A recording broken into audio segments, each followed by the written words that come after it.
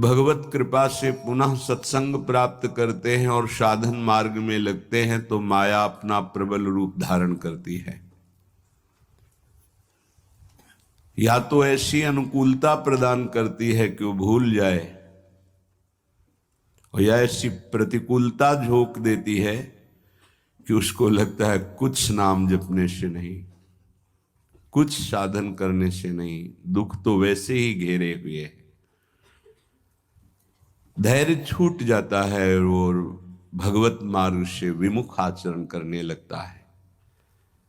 इसलिए उपासक को बहुत सरल ढंग से समझना चाहिए कि पुरानी फसल यदि बाजरा बोई है और बाजरा की रोटी मिल रही, तो अगली फसल गेहूं बो दिया तो कल ही नहीं रोटी बना लोगे। 5-6 महीने लगेंगे किसान मेहनत करके, खेती तैयार करके, दाना बो करके, सींच करके, संभाल करके, फिर भी वो अतिवृष्टि, अनावृष्टि, ओले वृष्टि आदि से बच जाए, सुरक्षित हो जाए, तो सुरक्षित अनाज घर आ जाए, फिर वो पीस कर रोटी बना सकता है।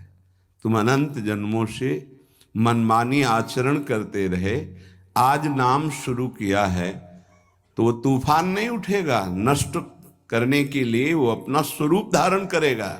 उसकी गुलामी सहते रहे हो अभी, काम क्रोध लोभ मोह मद मत्सर। अब तुमको धैर्य पूर्वक नाम को पकड़े रहना। जैसे आंधी चले तो हम पहाड़ का आश्रय ले लें, हटे ना इधर उधर, तो आंधी तूफान पहाड़ को नहीं उड़ा सकती। ऐसे ही श्री भगवान कह रहे मामेव ए प्रपद्यन्ते माया में ताम तरंतिते। माया का तूफान आएगा पर तुम मेरे चरणों को पकड़े रहना, छोड़ना नहीं। पर ये जिनका मलिन हृदय है ना, वो सोचते हैं 4 दिन नाम जप करेंगे सारे दुख मिट जाएंगे। हाँ, पक्का मिट जाएंगे, जड़ से मिट जाएंगे, पर धैर्य पूर्वक जीवन को आगे बढ़ाओ। भगवत विमुख होने से तुम्हारा मंगल ही अमंगल है, भगवत सन्मुख होने पर मंगल ही मंगल है। थोड़ा धैर्य धारण करो, तुम्हारी ये फसल तैयार हो जाए, फिर देखना आनंदित हो जाओगे। पर ये कुसंग मन का और तन का, ये दोनों परमार्थ में टिकने नहीं देते।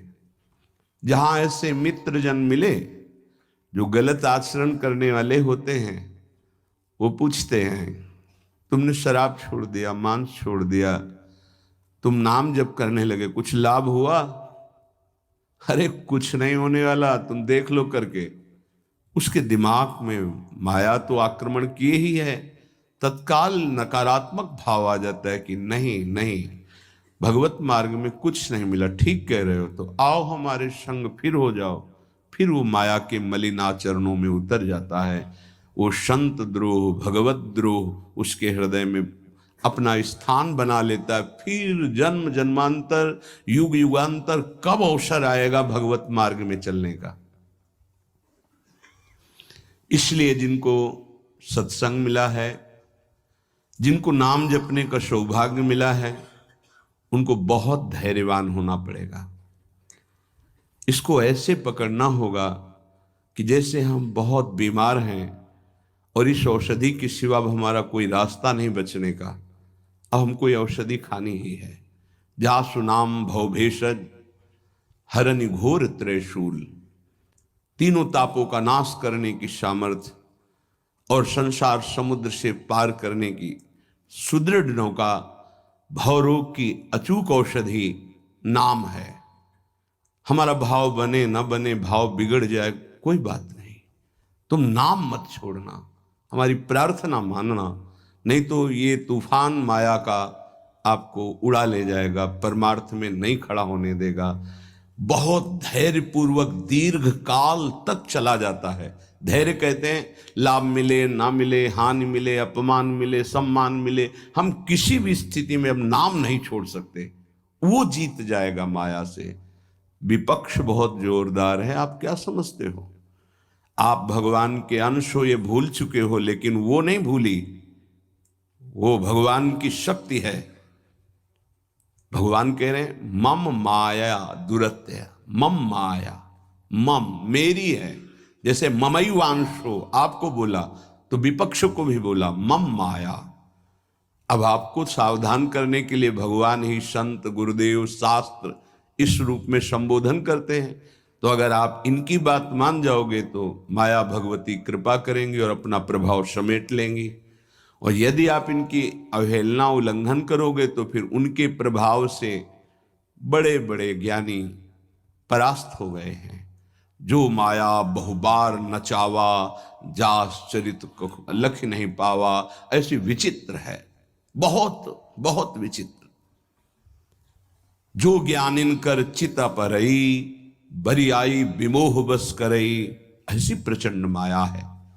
इसलिए जिनके कानों में आवाज पहुंच रही हो, हमारी प्रार्थना है, बहुत जन्मों से भटक रहे हैं, ये दुख सुख के प्रलोभन और भय में आकर के नाम न छोड़ दीजिए।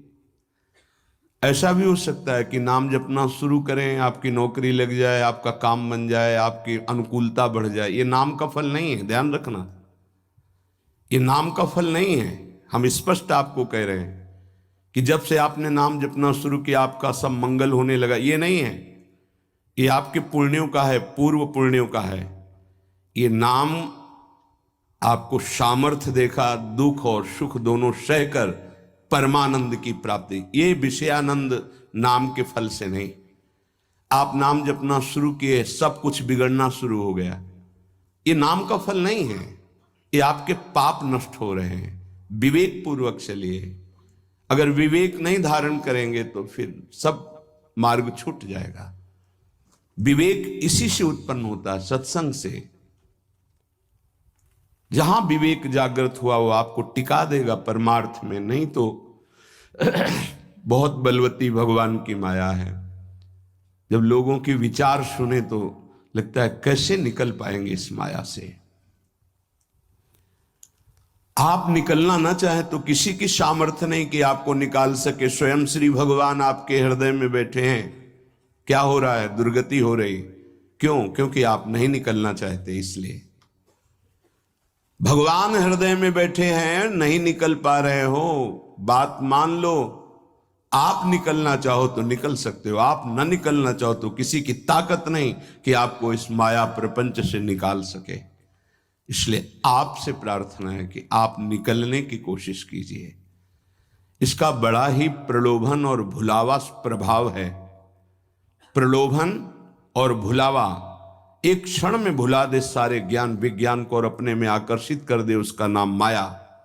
ऐसे प्रलोभन फेंक दे कि जानबूझकर तुम भगवान को भूल जाओ और उन प्रलोभनों में लग जाओ, उसका नाम माया। सावधान हो जाइए। इसके प्रलोभनों में, इसके भोगों में आज तक कभी कोई सुखी और तृप्त नहीं हुआ।